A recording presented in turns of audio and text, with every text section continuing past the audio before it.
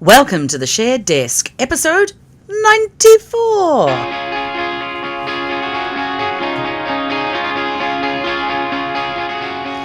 Okay, so there may be some deja vu on people's parts because we already recorded episode 94 and we just, let me rephrase that, I never got to posting it. It sucks to be me. Oh, well, it'll just be like it'll just be like one of those Doctor Who episodes, the missing. Yeah, there'll be a missing episode. episode. Hey, everybody! You're not missing this episode of the Shared Desk, where I am your host, T. Morris. I drink and I know things. Oh, I am so glad Tyrion reminded me of that. And meanwhile, sitting across from me, Hi, I'm Pip Ballantyne. When you play the Game of Thrones, you win or you die. Yes.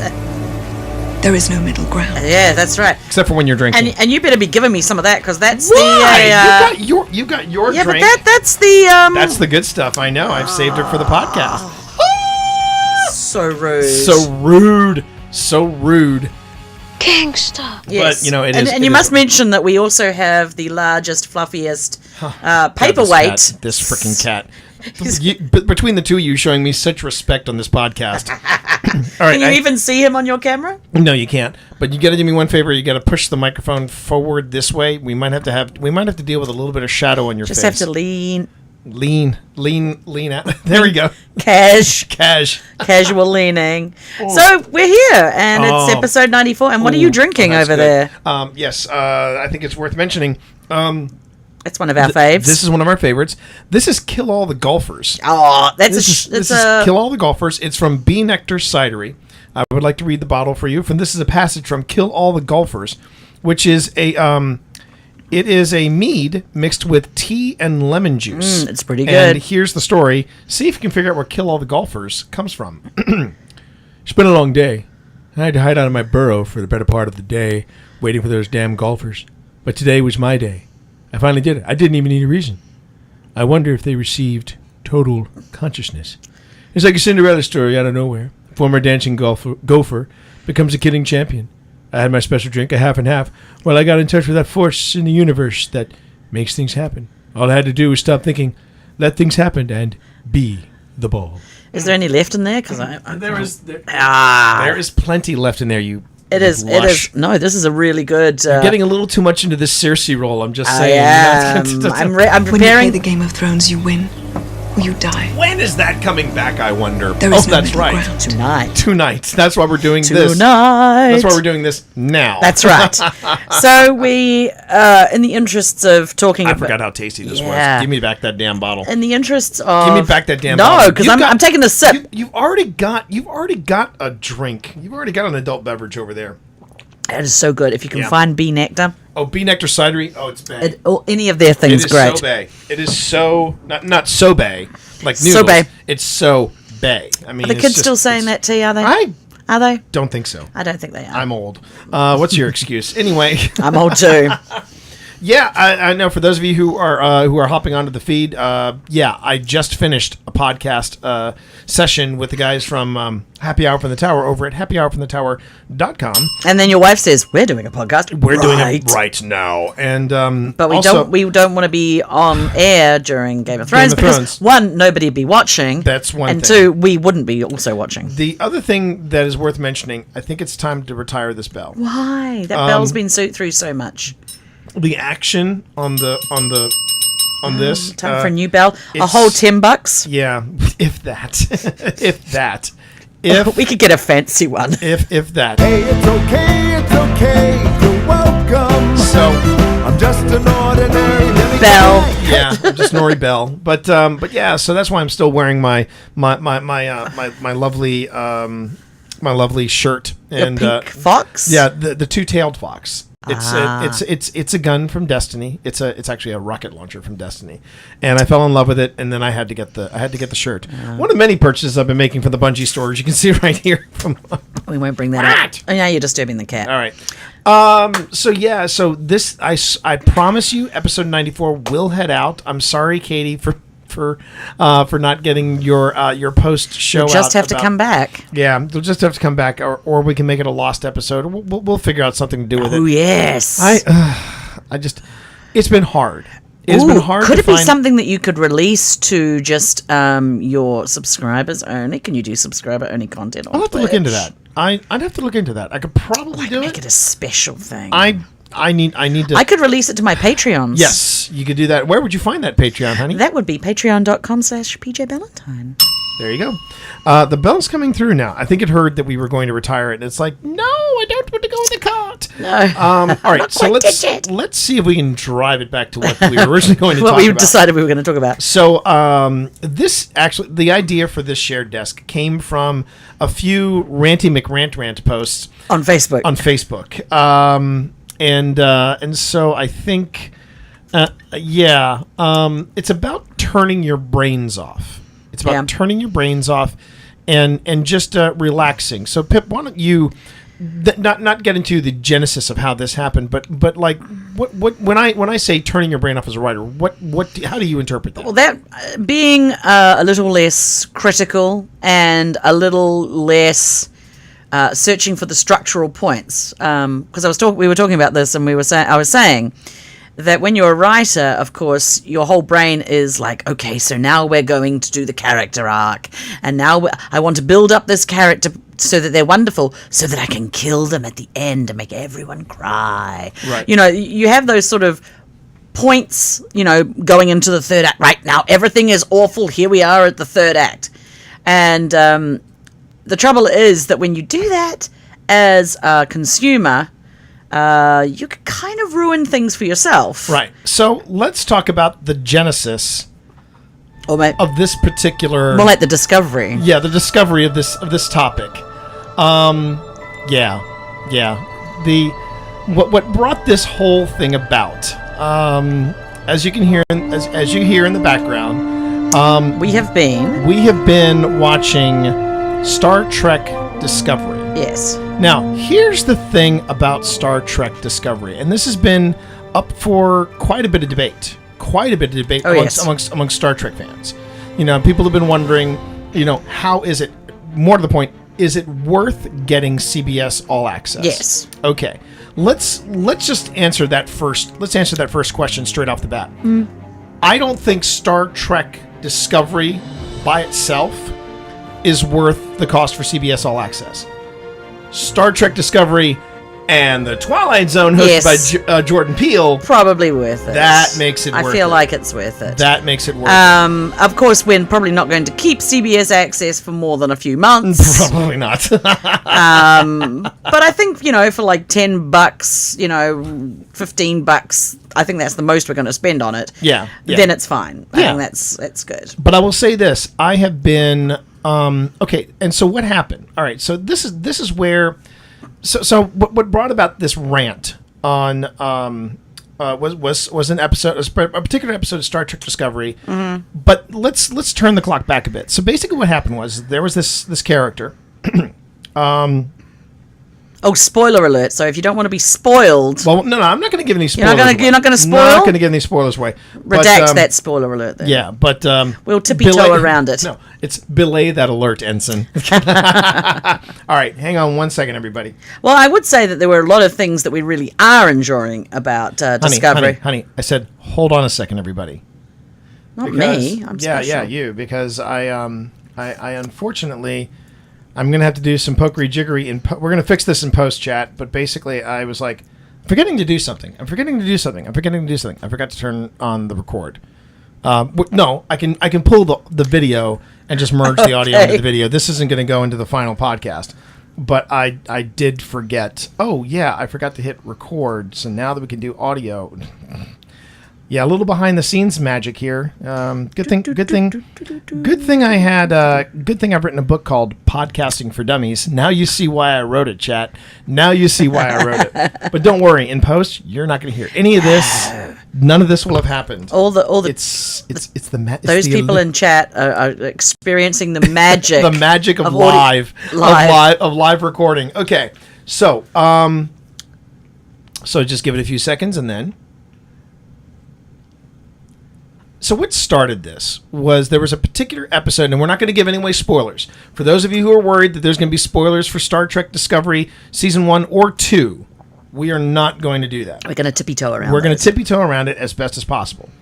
But there is something you need to know about Star Trek Discovery and about this particular thing. Okay, so in this one episode, all right, let me rephrase that. Going back to the very beginning, going back to season 1, there was this character, and we're just going to call this character. And this character was always in the background. Very intriguing. No real dialogue. Not anything apart from just general banter. But their appearance was intriguing. Very intriguing. And we wanted to know more about this character. What is that character's story? What is that character's story? What is this all about? What is and that's we knew nothing about this character. Then at the end of one episode in season 2, something happens to this character. And I got kind of excited because maybe we're going to find a little deep dive into something about this character. Then comes the next episode. And in this next episode, we got everything. We got backstory. We got emotions. We got relationships. We got what happened to this character. We've got everything. Suddenly, everything we wanted to know. And we're like, yeah! For one purpose. And then... to watch this character die. Now... Okay. That's when I went off on a complete tear. And then this is slightly spoilery.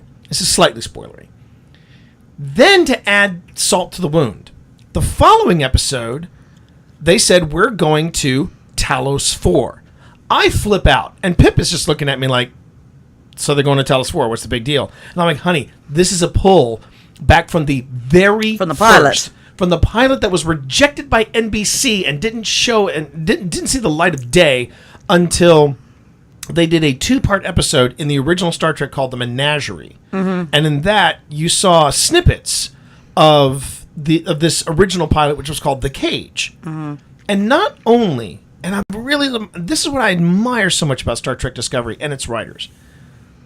Not only do they handle this canon, sacred canon, with reverence to the point of where it is seamlessly woven into the plot, and it is seamless. They don't miss a beat, and they go even further with some of these pulls when Christopher Pike actually gets a flash forward of what's going to happen to him, and they make a reference to him in his fate in the episode that aired 50 years ago, and they handled it brilliantly. And I'm like, this is what pisses me off the most about Star Trek Discovery.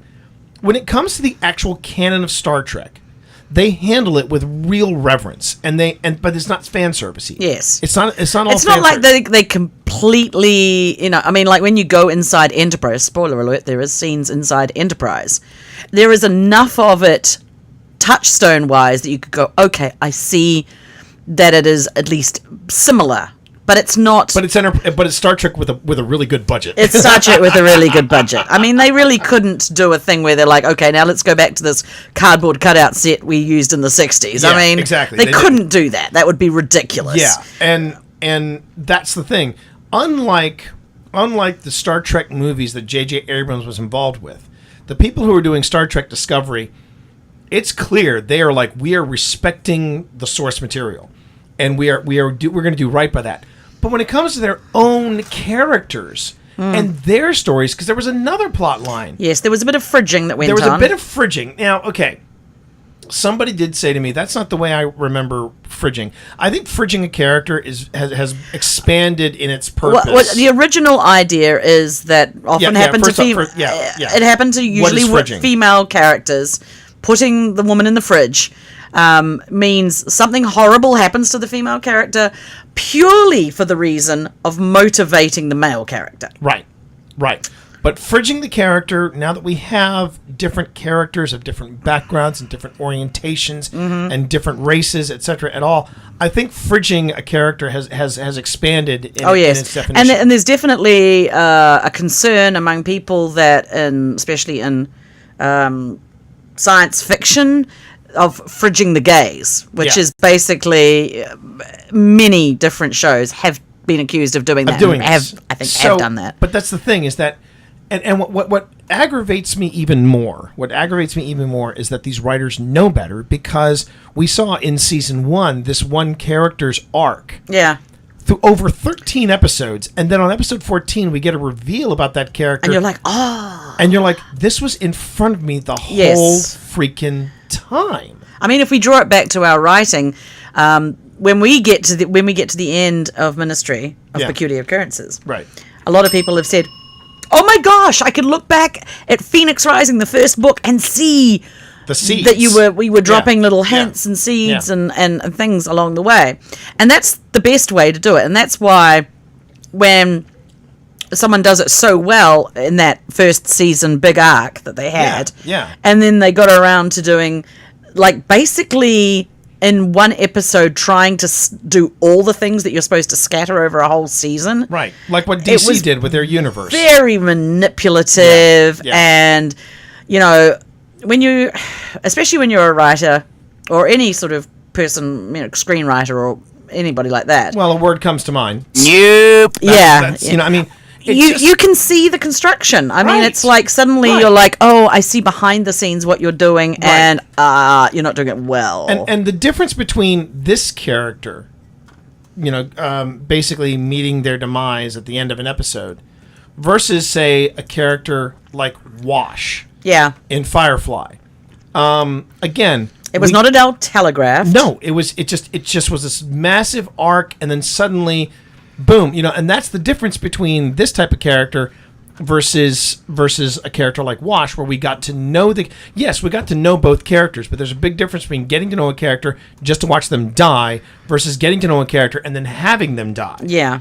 Now, It's a bit like Chekhov's gun, which is Right. you know, if you're going to use a gun in the last act, you've got to put it above the mantelpiece in the first. and we did that a lot throughout Phoenix but Rising. this Or, episode, sorry, throughout Ministry of Peculiar Occurrences. you were getting somebody putting the gun there and then having the gun go off in one whole episode. Right. And it was just, and it was too much. it was a beautiful backstory that they could have really explored yeah. earlier. They could have explored it I mean, the and that entire would have entire made season and a half. And that would have made the audience connect with that character a lot more, Yeah. and then to have a pull away would have been much more impactful. yeah. But then I stopped after I was having my rant on Mm-hmm. Facebook because, you know, when you're on Facebook, that's what you do. Can I get a hell yeah? It's kind of You know what you do. So, but the thing was, I said, and this is what inspired this episode, which was so really, I said maybe I'm expecting too much from these writers, and it got me thinking: do we as writers expect too much from other writers when reading their books, seeing their movies, watching their television shows? Yeah, we do. You- I mean, do you think so? I commented on that and I said, yeah, writers make terrible consumers. Because we do. We see these things.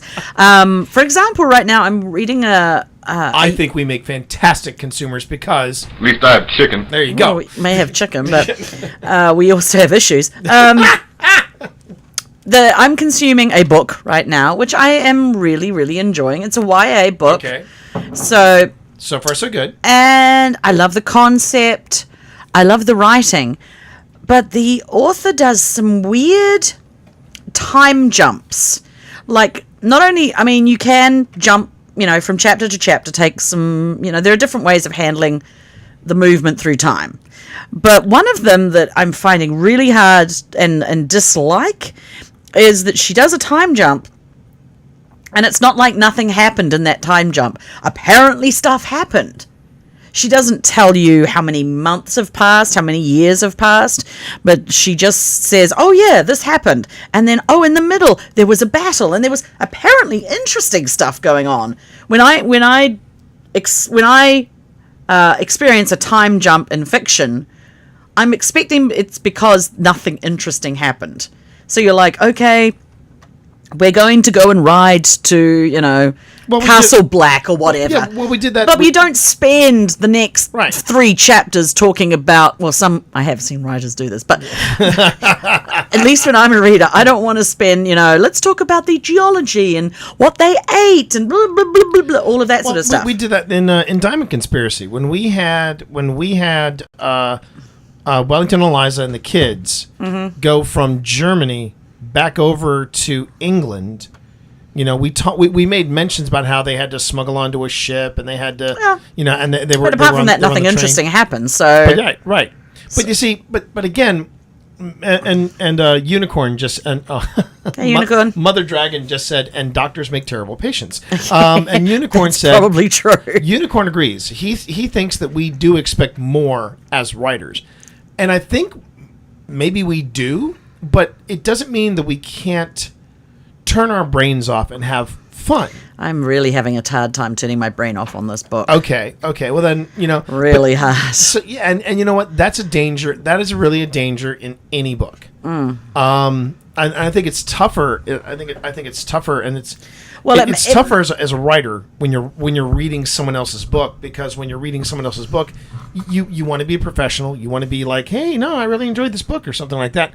But when you don't enjoy it, you're like, this is one of the reasons why I don't blurb books anymore. Yeah. Because I blurbed a book. I was asked to blurb a book for a friend, and I said, okay, great. And I read it, and I was like, that's even tougher when you're trying to read somebody like a friend or someone you've met and you've liked, and you read their book and you're like, I can't in good conscience find anything good to say about that.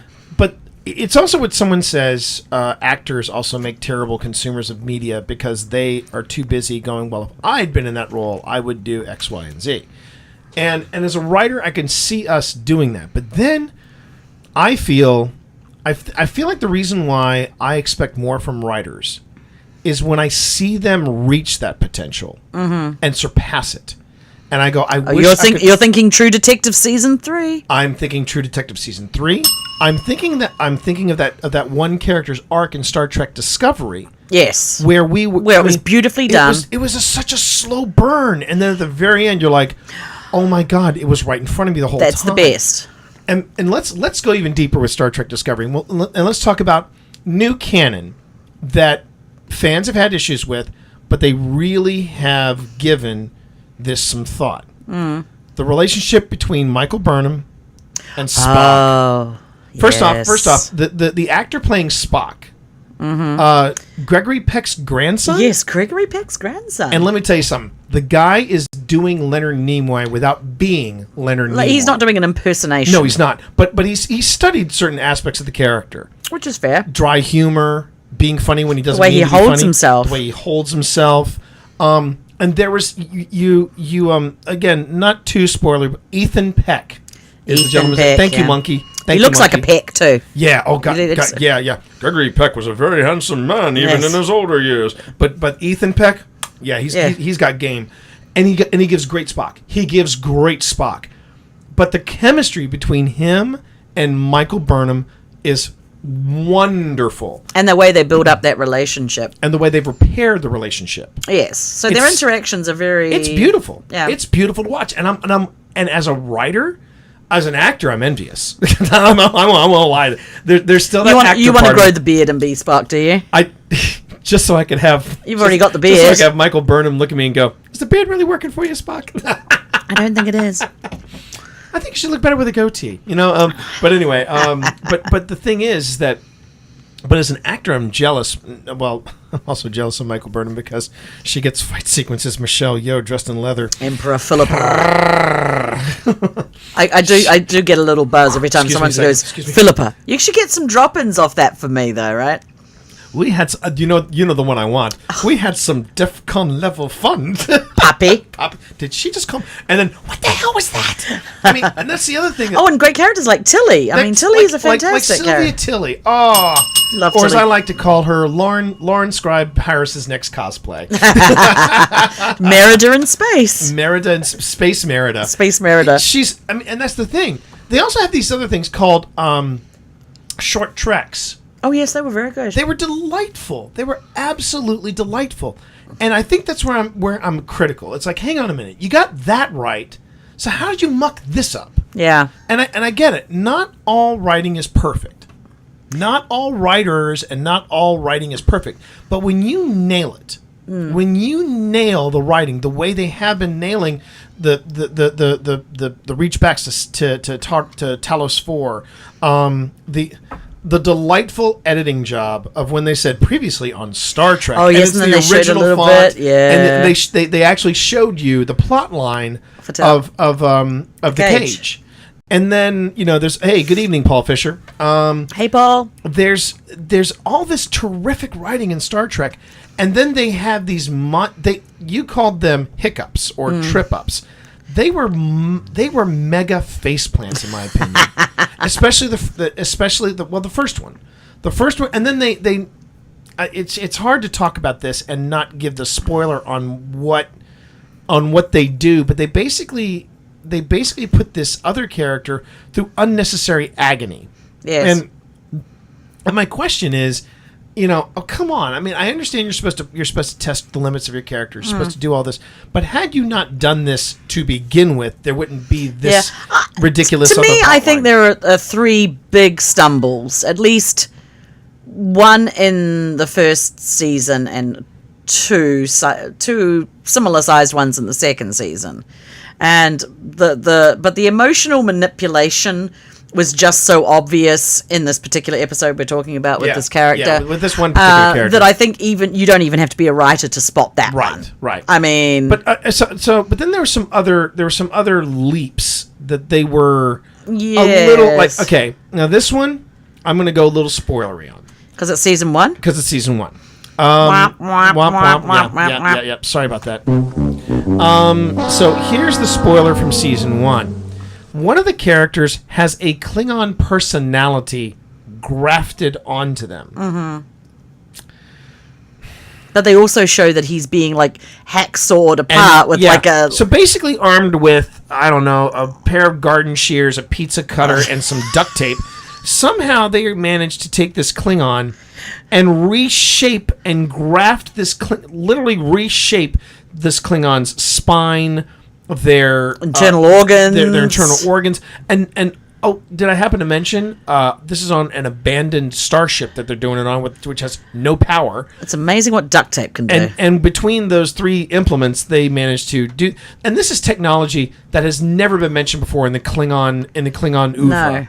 So I'm like, you want us to buy that? And plus there's almost later on in season 2, there's a bit where they're trying to kind of, I feel like they're doing some hand waving. They're like, blah, blah, blah, DNA, blah, blah, blah. I'm like, hold on, you didn't mention DNA back in the beginning. Yeah. And I'm sorry, if you cut up someone's organs and do all of that sort of stuff and don't change their DNA, well, people are still going to notice. And the fact that the Klingons never had that technology to begin with was never mentioned across how many different incarnations of the series. Yeah. And this is in the future. The series that we're talking about, like Next Gen, DS9, etc., they're all in the future, and we're supposed to be in the past. So it was a little ridiculous. A little too much. I mean, a little too magic woo-woo. or science fiction, any fantasy or science fiction, there's a bit of hand waving. Right. There's a bit of just believe in that. And we get that. But I feel like when you're doing something that's quasi science fiction or full science fiction, you got to have some concept. I mean, I'm like, DNA would really... What's going on here? But going back... You can't take a bandsaw to somebody and turn them into exactly. a Klingon in a genetic level. And this is where this... Again, I go back to what we were talking about. Are we as writers harder to please, or are we harder on writers? Are we demanding more of writers because we ourselves are writers? I think so. If we can... I mean... So here's another question. I like not to be able to see the seams. Right. If I can see the construction, the 2x4s that you're using, then I'm a bit more critical of it. I hate being able to predict what's going to happen. So here's another one. Do you as a writer appreciate when writers do step up? Absolutely. I mean, the aforementioned True Detective season 3. Personally, the thing I really admire the most is when they build fully realized, in-depth characters. I mean, the characters in season 3 of True Detective are people. Yeah. They have flaws and foibles, and they made mistakes, and they stumbled and they fell, and that's my thing. Is I love those sort of characters, and if they do that great, I possibly would give them a little more leeway. So what about in speculative fiction? Like look at the long road that we took with Tony and with Thor and with Bruce and with Steve Hell, with the Lannisters and the Starks. and the Lannisters and the Starks. Yeah, Not I as mean, long as the book's long, but still nearly 10 years. HBO is going to do what apparently some author cannot. Anyway, But yes, so are you what what I was going to ask you was that journey. I mean, were there? I never felt that. What amazes me, what astounds me about the whole MCU and how it's all leading to Endgame is this long, slow burn role that we have taken with them from that very first Iron Man, and then to see it all kind of come together a second time with Captain Marvel. Yeah. I mean, Captain Marvel wasn't Marvel's origin story, or as some people would say, orange story. Captain Marvel was the prequel to the whole MCU. To the whole thing, yeah. I mean, it was the whole. I mean, you saw the beginnings of not the beginnings of Tony Stark, but you saw the beginnings of Shield. Of Shield. That's Captain America. No, yes, that's you right. saw the beginnings of Clark Gregg as Fury. Of Fury. I mean, it was such an epic journey, and then to see it, just kind of going, hey, this is where we all started. I'm like, oh wow, okay, but there was one misstep. For the fact, sorry, minor little spoiler, when the cat scratched Fury, and that's what caused his eye. Really? Really? Oh, I'll give him a break on that one. Because it was cute and it was cat related. And it was cat related. We'll go with that. We'll go with that. But in all fairness, I mean, you look at the writing of and the way they've all tied it in together. Well, see, the other thing... And it's different writers, which is similar to television. The opposite of that we are hard to please is that when things are done well, it's actually inspirational. You're like, oh, I see how they did that. I wish I could write that well. I wish I I could. I bet I I'm can gonna write that try. well. I'm going to try and do that sort of amazing character building and that sort of slow burn arc of things. Right. I mean, you can do. I think, in some respects, TV writing is a little bit different than writing a novel, because in a writing novel, you write the whole thing out and then you go back. I'm not sure how much of Star Trek is written before they, like the end might not be finished before they've started filming on the first. I'm not sure how it goes, which would give them a slight pass on it. But no, I think if it's done seamlessly, it's inspirational rather than aggravating. So I look forward to seeing what HBO and the MCU have to offer us this month. Yeah, it's a good month to be a geek. It's a real good month to be a geek. But I do think we should talk a little bit about that too, about how that's the thing. I think that's another reason why we hold writers a little more critically than in under the microscope. Yeah. Because we want to be inspired. Yes. We don't want to necessarily be inspired to lift someone's other idea. Obviously, we don't want to do that, but we want to be inspired to write really compelling characters that you love, and have dialogue and things like that. You know, it's like I mean, I don't mind saying it. It's like when I watch Firefly, Serenity. Not Firefly. I mean, I love watching Firefly, but the actual movie Serenity, or better yet, Aliens. Mm-hmm. When you watch that movie and you just look at how airtight the writing is in that movie, and it's a sequel. Yeah. I mean, it's just a and the end of a series too. Yes, and the end of the series, because there were only two movies. Two movies. There were only two movies. Don't believe the hype. Yeah. That's what happened. It's only two series. But no, I mean, and also I think I'm also more critical of writers who nail it in like the first half of a season. Oh, yeah. And then don't bring up Penny Dreadful again, man. Don't. It'll trigger something. Triggered. Yeah.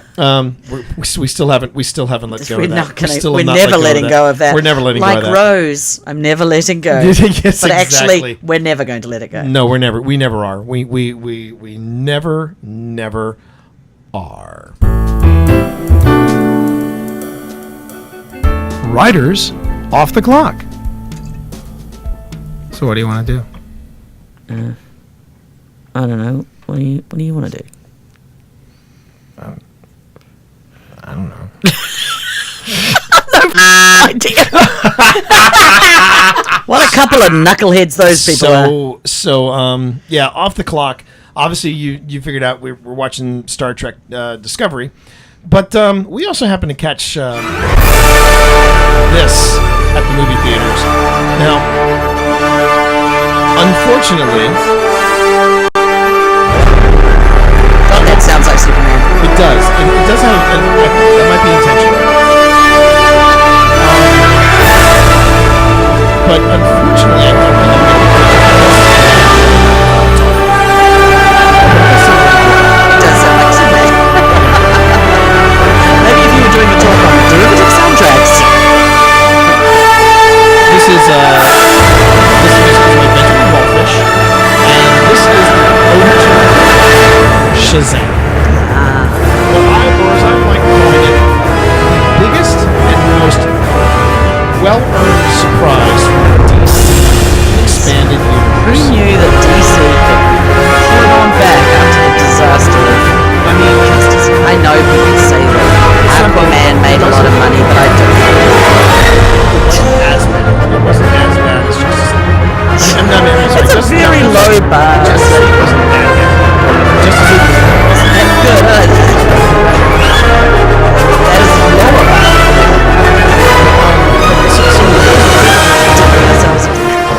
But you see that's my point. So Shazam. Let's talk a little bit about Shazam. So we saw it on opening weekend.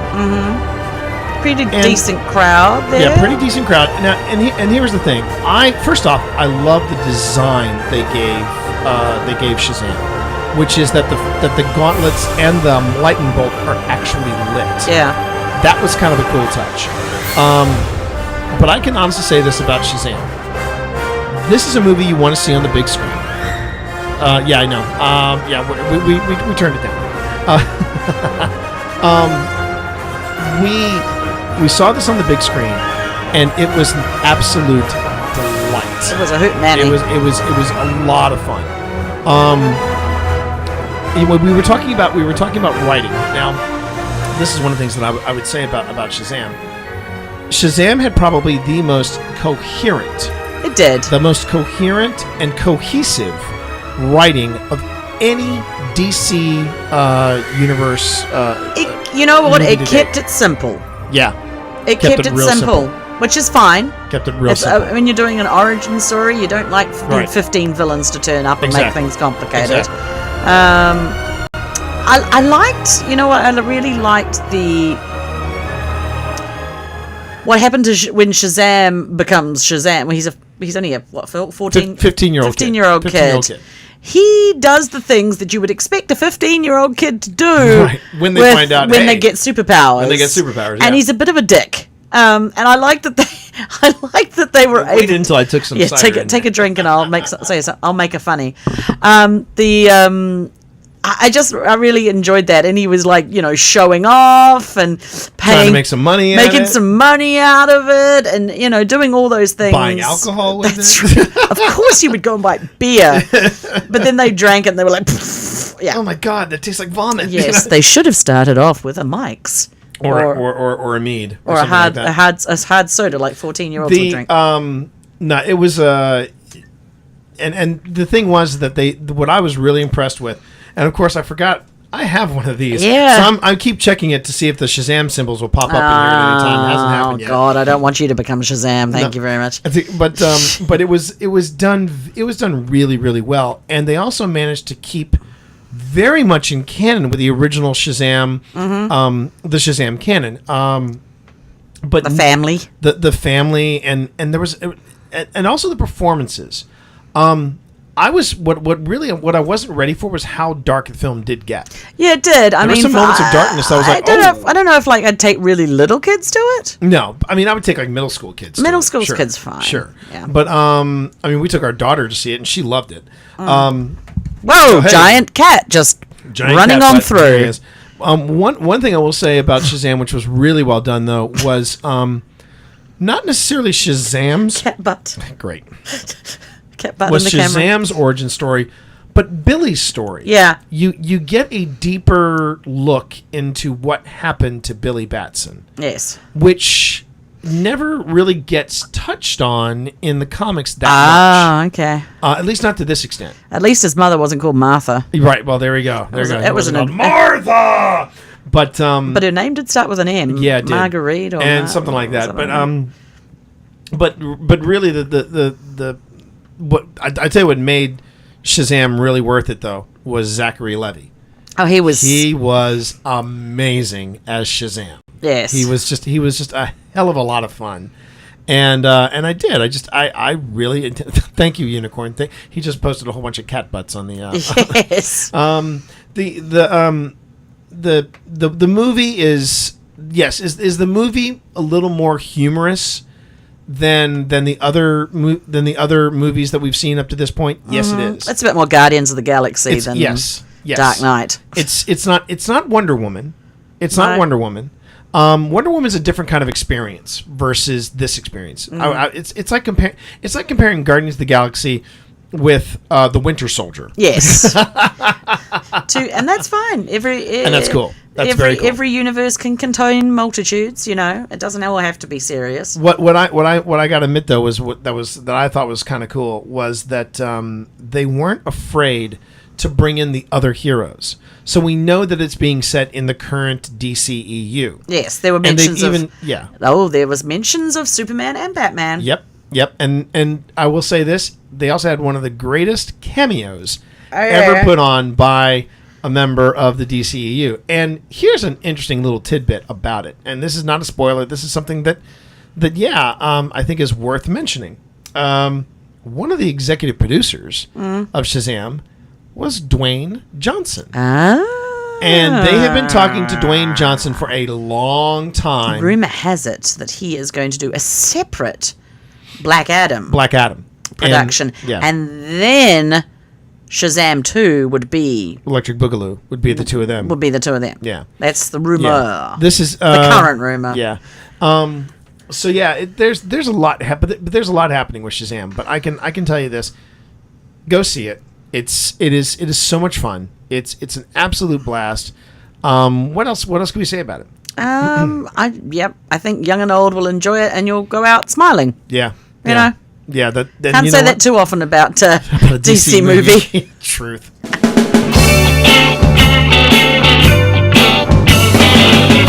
T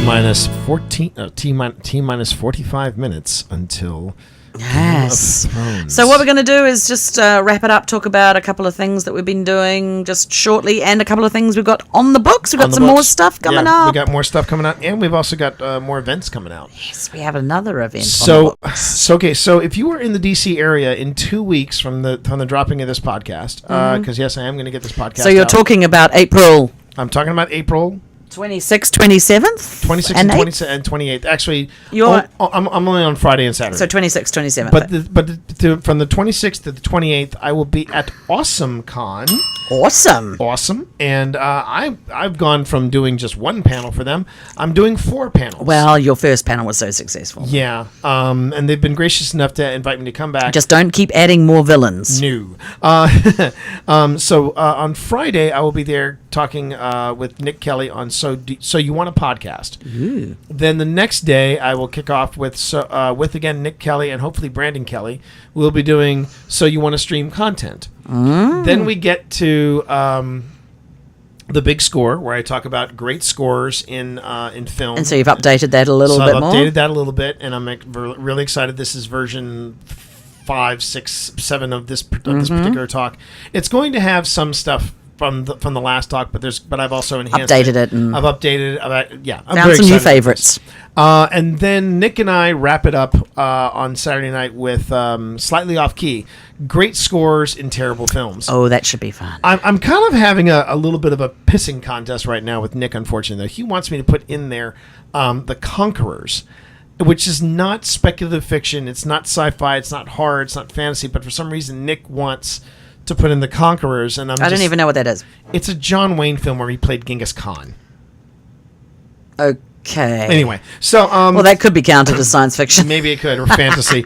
So that's happening at the end of April. At the end of May, Memorial Day, Memorial Weekend. Memorial Day weekend is Balticon. We will be if I've got a mod in chat, give me a shout out for Chainmail Nerd. It should be that's Gus. Yes, August Grappin. Gus is We're going to be sharing a table. okay. I can do that. I can take care of that. We'll be sharing a table with August Grappin And a few other writers, John Walker, I think, as well, and Doc Coleman. So we'll be in the dealer room and doing panels and trying to socialize a little. Just a little. Yeah, we'll be Just a doing smoosh. that. Oh my God! Revealing too much is raiding with a party of 26.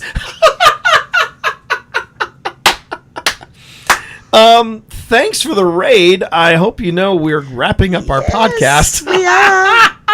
We're just a couple of writers chit-chatting about... Couple of writers chit-chatting away. We were just talking about Shazam. If you haven't seen it, great film. And we were talking about writers who have a tough time turning their brains off.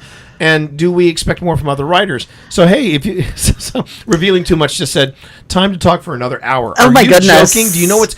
I'm sorry. Do you know what's happening in less? No, than we've an got to hour? be off this Hang on a second. station Yeah, right we gotta now. be, like anyone's going to be listening to anything. Yeah, that's not on you wouldn't HBO. listen to us, and we wouldn't be listening to each other. Look, seriously, revealing too much. This is happening in less than an hour. I drink and I know things. Come on, dude. God. I mean, come on. When you play the Game of Thrones, you win Do or you die. you know how long, as is a no person who middle loves fantasy, I waited for a decent show about freaking dragons? Freaking dragons with lasers on their foreheads, I Scott. wish they did have lasers on their foreheads. Be very handy against the White Walkers. Aranel 91 does not have HBO, but you know what? This is going to be out on DVD and Blu-ray before you know it. I promise you that. Yeah, it'll be out there. Ninja Queen. Who even Game of Thrones? I don't.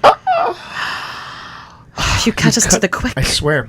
It's It's right here. okay. You know Right what? here. Right we here. on this show we do not like to yuck anybody else's yum. No, we so don't do if you that. do not care for Game of Thrones, that is entirely your There your are problem. two I mean, type- your prerogative. Just I just There are love seeing two types- dragons. There are two types of fans. There are two types of fans. Who doesn't in want the to see world. dragons burn things down? Two types of fans in this world: those who watch Games of Thrones and those who are Philistines. But that's beside the point. Beside the point. Actually, my little game that I like to play reveals my love of dragons because it's called War Dragons, and I burn stuff down That's to the true. ground. You are good at that. So I'm looking that's forward War to Dragons, that. everybody. They actually have a channel on Twitch, so look them up. They're actually quite good. It's also got our favorite old piece of man ass. Oh dear. Oh my goodness, Ian dear. Glenn, yes. Yeah.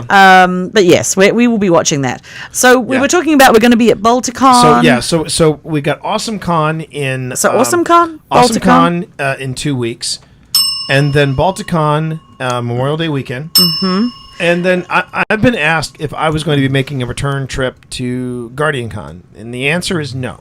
I will not be going back to Guardian Con. It is not that I don't like the event of Guardian Con. This was a really hard decision for me to make, but I'm not doing Guardian Con because for finances. Instead, I'm going to take the finances that I would have invested into Guardian Con, and I'm going to make an aim for TwitchCon. Yes, that's which in is September. that's in September later on. Yeah, that's in in September. between that, we will of course be doing Key City.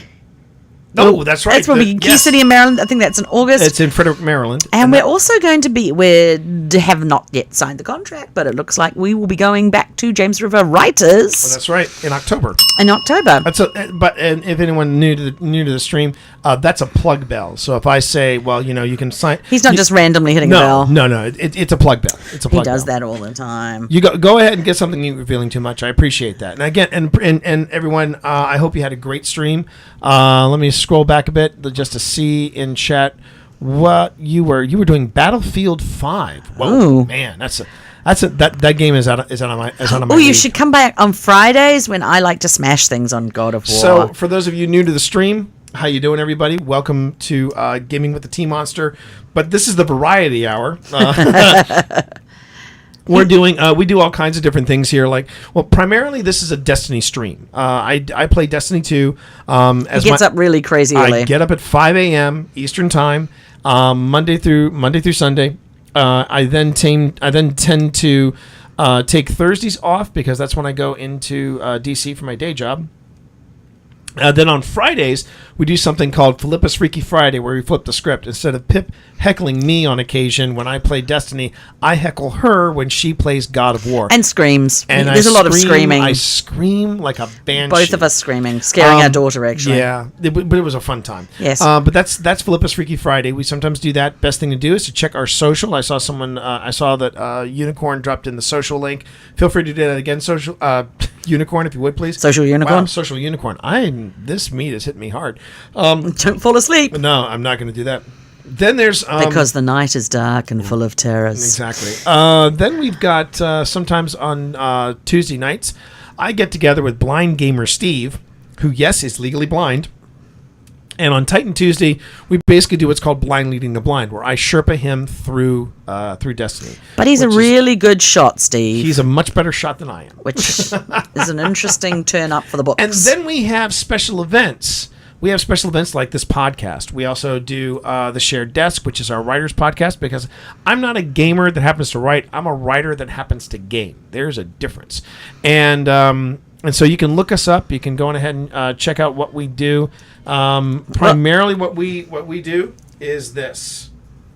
And you also just did Happy Hour from the Tower, which was your Destiny podcast. Yep. And you did a live stream of that earlier today. And you too can keep up with everything that we do on the stream. It is a lot. If you click that purple heart, a follow costs you nothing. Make sure you enable notifications so you get emails when we doing go this. live. Or something like this. Sorry? When we're doing this or something like when we're this. doing this or something like this. So feel free to do that. And again, I appreciate the raid. Thank you so much. So we've got we've got a lot of events coming up. You can always find out more about that at tmorris.com or at pjballantyne.com. That's right. And these are just all the different ways that you can keep up with us when we do what we do, because we do it very well. Are we going to do like a little extended stream after we click the stop recording button? No, because it's nearly 7:23, and like I said, we got places to go and dragons to see. We got Game of Thrones to take care of here. Okay, we got Game of Thrones to take care of. Let's grab our Lannister kitty and go see it. Jenny 2.0 does say that we should have a counter for the bell.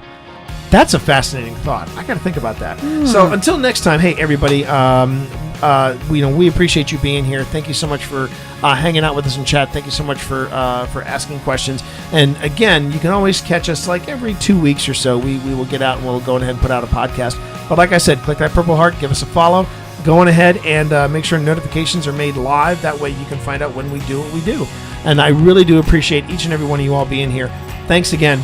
So just remember, folks, the Shared Desk is protected by a non-commercial, no-derivative, share-alike United States 3.0 license. You can find out more about that license at creativecommons.org.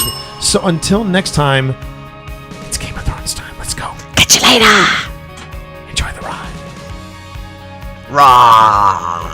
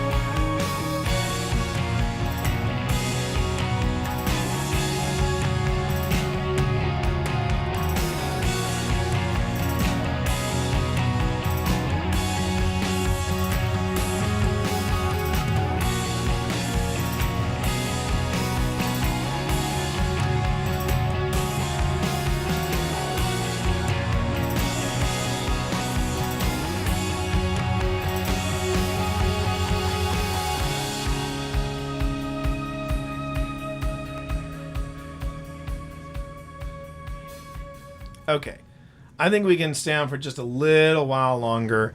We can afford it. It's not even 7:30. It is. It's not even 7:30. So we are sticking around. Yeah, we're gonna stick around for a bit. Psych. Yeah. But it is Game of Thrones. If you're not into Game of Thrones, that's cool. But you know we are, and it is nice to see HBO do what George R. R. Martin can't. I think just for me, I just love I love fantasy books, and I have seen so many terrible ways that people have done fantasy. Now there are some good dragons. Okay, name me some good dragon ones. Okay. If you say Dungeons and Dragons, I will punch you in the throat. No, I would ask you to take this bottle and do Break an it over your head? exam. Do an exam with me that is indicative of my 50th birthday. So no, Vermitrax Pejorati. That was the name of the dragon in Dragon Slayer. It's pretty good. It was the 80s. It was the 80s. Was it the 80s? Yeah. I thought it was the 90s. No, you're thinking of Dragonheart with Sean Connery. Oh, yes, I'm thinking of Sean Connery. Sean Connery. Sean Connery. Twisted Tessa, hi. How are you? We're talking dragons. Yeah, we're talking dragons right now. We're talking dragons. Puff the Magic Dragon. That's what you know. Oh my gosh. We're not talking animation. We're talking live action. Yeah, live act. Well, you know. I hope you enjoyed the CGI raid, dragons. Tessa. It was kind of a hit and run raid that I did on you earlier. Is it wrong? Nerd Girl says, "Is it wrong that all my little heart wants is Tyrion to be one on the throne?" In the end? I don't think it's he so wants hard. it. I don't think he wants I it. don't think he does. He's he too would make smart. a good advisor. You know what I would like for Tyrion would be for Tyrion to live and become the start of a new house of Lannister. That would be cool. That would be because cool. considering how terribly he was treated by his father, Yeah. that would be sweet justice if he So- became the progenitor of a new line of Lannisters. That would be cool. First off, Tessa, it was my pleasure. I saw you on, and I'm like, yeah, I'm gonna give you the love. I'm gonna give you the raid, and I appreciate it. We had just come off of just so you know, Tessa, we had just come off of a really good recording. Wacky as all get out, but it was a great recording of Happy Hour for the Tower, which is the. Are you coming up on your 50th? That was our 50th. Oh, that was your 50th. That was our 50th. And Oh my that was our 50th gosh. podcast with that. I remember when it was just a gleam in the Milkman's eye. Well, we talked about that. And it was when really did you kinda start? cool. What year did you start doing We that? started 2 years ago. Jeez. Yeah, we started 2 years ago. Sweet baby Cheebus. Yeah, tell me about it. Oh my goodness. So anyway, now this part of the This is the just podcast shooting the chat, breeze. just a quick chit chat. Okay, who do you want to win the Game of Thrones? Who do you want to sit on the Iron Throne? And is it different to who you think will sit on the Iron Throne? Well, you know what? I honestly, Do you want Daenerys? I do want Daenerys to sit on the throne. I think she's learnt some good I stuff. Really, yeah. I want Daenerys to sit on the throne. But the thing is, really, if you would ask me, what do I really want out of this entire journey? I want, like you said, I want Tyrion to walk away from it, and I want Tyrion to say, you know what, I'm going to start my own line of family, and I'm going to be. Things will be different. Things are going to be different. We will always pay our debts, but I want things to be different. Because that's not a bad line. We pay our debts. No, that's they make great. They make it sound like threatening, but I'm like, it also was kind of cool No. because you know, unlike a certain other person, that they're not going to stiff contractors. Exactly. We always pay our debts. Yeah. Well, that's great. You're always going to get the best contractors. Exactly. but my thing is that you know, you're right. I mean, because I think of some of the horrific deaths that And we've there have seen, been so many. and yet, and this is not really a spoiler because this happened several seasons ago, but when Tyrion kills, the head Lannister His dad. while he's taking a shit, I think that's classic, man. it's appropriate because It is appropriate. the dad was a bit of not a He bit was of he was a shit. He was a major prick. He was. I love Charles Dance the actor. yes. But my God, what a jerk! Apparently, Charles and Dinklage got on very well. Oh, but that's just it. Very- With a group like that, Yeah. you got to get along. And I mean, and the thing is, I mean, the guy who played the little terror, little shit terror. What was his name? Joffrey. Joffrey. Apparently, there was a. Apparently, he's a very sweet young man. Well, that's the thing. When Joffrey, shortly after you saw some of the terrible things that Joffrey did throughout the series, people were worried about his image.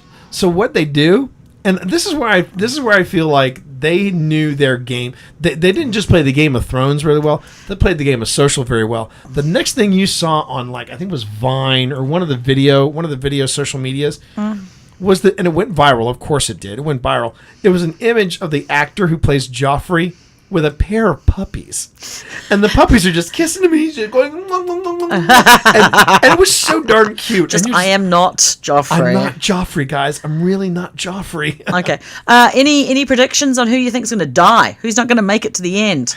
I hate to say this, but I don't think Snow's going to make it. I think he might be born to die. Yeah. He's definitely not going to sit on the Iron Throne because even if he gets to the end, he's not going to want it. I think Sansa is going to remain the head of the Stark household. You can see that she's going to stay. It's going to be the women. I feel like But all the women are going to be in charge. But I also think that Arya is going to go off and do her own thing. I feel like she's either going to die or she's going to leave. I think she's going to leave. Yeah. But I mean, the thing is, that's the brilliant thing about this. Since season 1, you don't know who's going to walk away from this. No. Once Ned got it. Because everyone's talking about the big battle between for the fight for the Iron Throne, but people seem to forget winter is coming.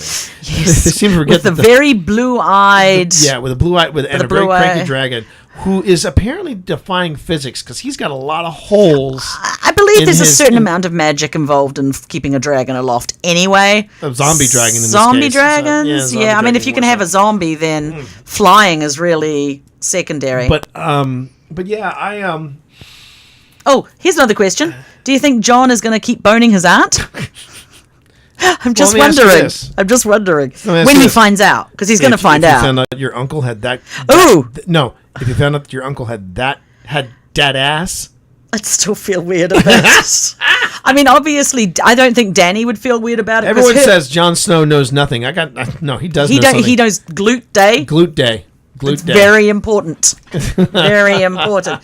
No, I think Dany would probably not have any problem with it. She might be a little oogied out, but Yeah. then she'd be like, "Dad ass." Dad and ass. so, Dad ass. and it wasn't like we were raised together or anything.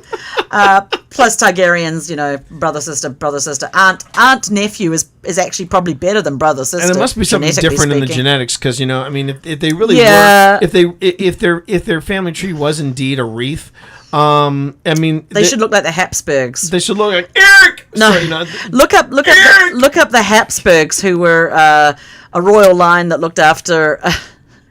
No, they had like this jaw.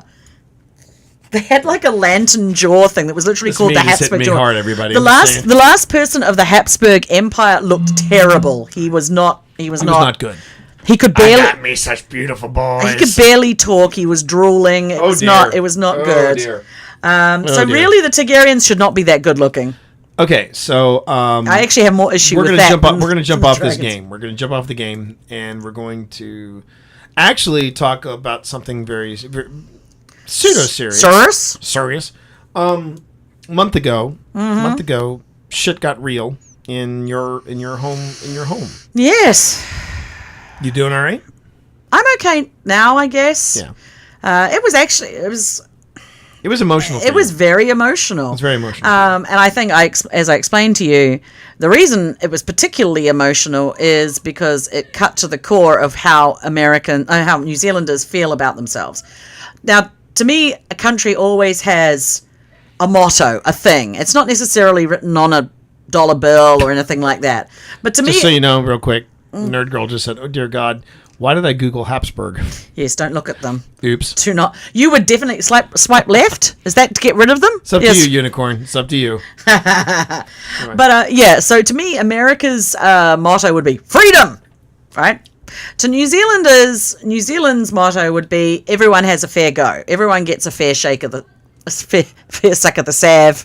Everyone has a fair go. And so to have what happened there, obviously be like my god, Jacinda Ardern, the Prime Minister of New Zealand. She's on it. She's on it. I apparently it was terribly shocking for her, but she managed to be compassionate and level-headed, and she took away the terrorist's name. She said she was never going to say his name. They immediately looked at gun reform. So I mean, they handled it within a week. They did within a week. Within a week. Yeah, and it was, I mean, as horrible as the thing was, I think for New Zealand it's going to be more about getting more tolerant, more accepting. I mean, every country has racism and, prejudices there. And New Zealand had them and will continue to have them. Yeah. But I'm hoping that actually we start calling those sort of things out. I mean, it's uncomfortable when somebody says something racist or prejudiced towards somebody, you know, whether of any sexual orientation or race or religion or anything. It's an uncomfortable thing.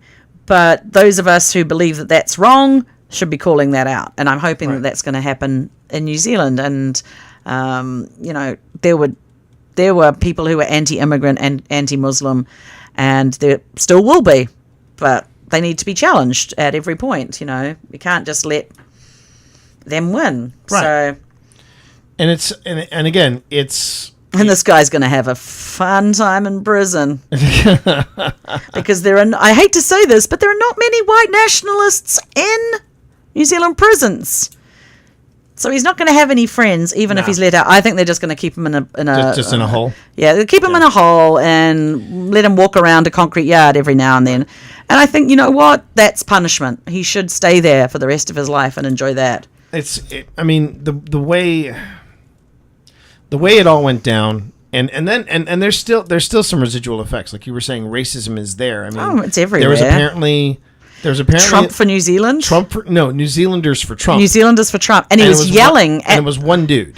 It was one dude. It was one dude, and he was yelling offensive things at the people who had just returned to the mosque to begin prayers again, and he was there, and the police moved him on. Yeah.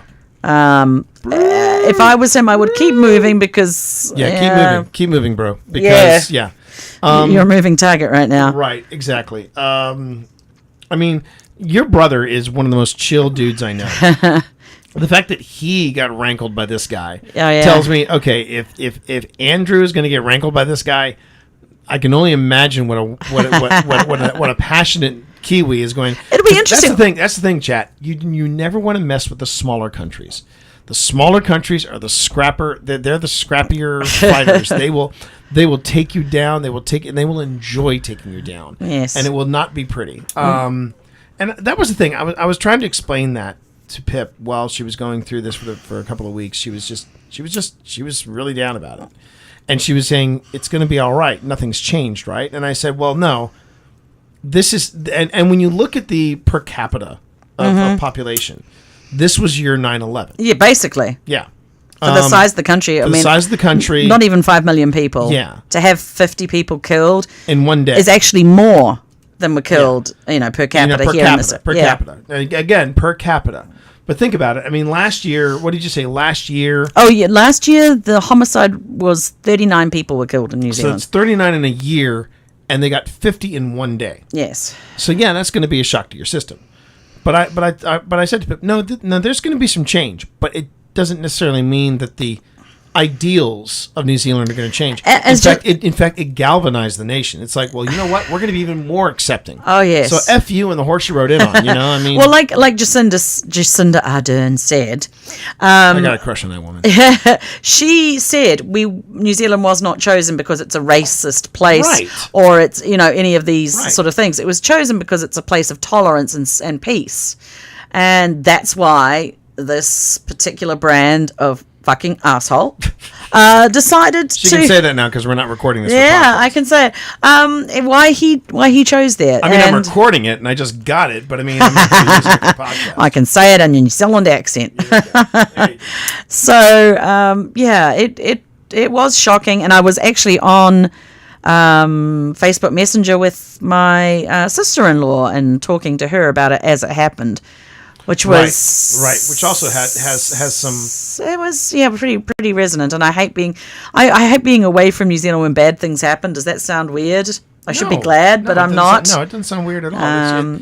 Honey, as much as America is your home, and you made it your home, at the same time, your home is still New Zealand. And I get that. Well, as I've talked about, it's when you have two places that are home, you're always going to be torn, and I've just come to accept that that's how it is, and I appreciate and love various things about both the places, but New Zealand is where I was born, so that's always gonna be the place that I want to return to. So yeah, we'll see what happens. I'm sure that once people are taken care of, there will be a lot of scars and residual, pain. New Zealand's going to go through what America did, except, know. So, Unicorn asks if you have dual citizenship. Now, this is something we've talked about. We have talked about it. I have a green card, and I've been here for over 5 years, so I could begin applying for citizenship of America. If you wanted to. If I want to. and maybe I'm holding off until a certain time. Re-election / election Yes. slash whatever. I honestly, does that seem very weird, but I do Not at all. want to see the direction in not which at the all. country's going and whether I want to climb on board. Because I feel as a citizen, you are climbing on board to And we were talking take about part this. of that. Yeah, we were talking about this earlier too, where while it might be harder for while the process for Pip getting dual citizenship may be a little rough because citizenship, applying for citizenship in the States is an involved process. I don't think it's that bad now. it's not that bad? Not once you getting a green card. That's Getting a green card process. stuff. Thanks. Yeah, getting green card stuff. But we've talked about having dual citizenship for me and Serena. Yes. Yeah. And I wouldn't say no to it because Pip told me a story about how she had a sister-in-law, I think, who was on a she had dual yes, citizenship. a friend of Or a friend of a sister-in-law. Yeah. And they had dual citizenship in, I believe it was Canada and the UK. No, it was New Zealand and New Zealand and America. Yeah, I think it was something New UK, Zealand. America. Yeah, it was something in the UK. And so they had both their Passports they had with both them. their passports with them. And they're traveling through the Serengeti or what have you. Yeah, on a dodgy little On bus. a dodgy little bus, and then their bus gets stopped, and these guys with automatic weapons come on the bus, and they said, "We want to see your passports." So automatically, because they're in the Hitchhiker's Guide to the Galaxy is Mostly Harmless, they pull out their New Zealand. And they give that one. They give that one. Guys say, "Oh, you're in New Zealand. You go over there. France, go over here. United States, you go over there. UK, you go with the states. With the people in the United States." Yeah. They'd separated the people from Great Britain and the United States. Everybody else Got back on the bus. got back on the bus, and then they just left them out there. Yes. So yeah, There is some advantage to having a New Zealand passport. there's some advantages to have. Now, granted, unless you're, if you go to Australia, it might be a little bit different story because they go, "Oh yeah, you guys have the Bledisloe Cup," and that's when New Zealanders No, go, we do all right. "Yeah, we do. They live and hope they'll get it back. Taking good care of it, eh?" We keep it well polished. What does America and Australia both have in common? Neither country has seen a Bledisloe Cup for ages.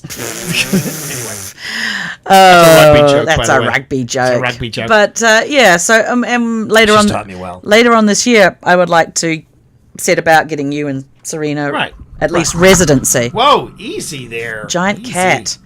What is he? I think he's preparing for Game of Thrones. Which is happening in about 15 minutes. So we're going to wrap this puppy We're up. going to wrap this puppy up with a great big bow and just say goodnight to everybody. I'm going to let AutoHost do its thing. It's been great hanging out with you all. Yeah, as always, good fun. Yeah. And this time, yes, I'm going to work on getting the episode out. Because I waited too long with Katie's, and we need to forge ahead because we're nearing episode 100. We've got to get there, man. Got to get there eventually. All right, everybody. You guys have a good night. Take care of Okay. yourselves. And I will be back bright and early tomorrow morning, 5 a.m. And we're gonna do some Destiny. So Yay. I will see you then. All right. Okay, enjoy the dragons. See ya.